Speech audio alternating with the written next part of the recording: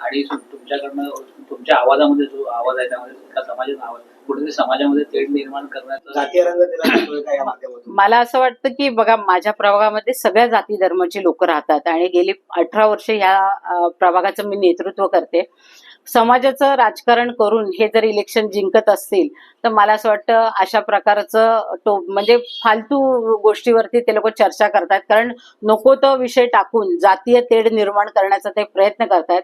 मी कुठेही कोणाच्या जातीवरती कधीच भाष्य केलेलं नाही, पण मला असं कळलं की मॉर्फ करून अशा प्रकारे जातीचं हे टाकलंय आणि त्याच्यामध्ये जातीमध्ये तेढ निर्माण करण्याचं आणि हा निवडणुकीचा जो माहोल झालेला आहे त्याच्यामध्ये दंगे करण्याचा त्यांचा तो प्रयत्न आहे आणि त्या माध्यमातून आपल्याला इलेक्शन लढता येईल किंवा जिंकता येईल असा त्यांचा मानस झालेला आहे. म्हणून अशा प्रकारचे जातीय रंग देऊन कुठेतरी वैचारिक लढाई न लढता किंवा आपल्याला दाखवायला लोकांसमोर कामं नाहीयेत तर ह्यांना कमी कसं करायचं, तर अशा प्रकारचं काहीतरी एक जातीचं उदाहरण देऊन जातीमध्ये म्हणजे आग लावायची हे प्रयत्न करतात.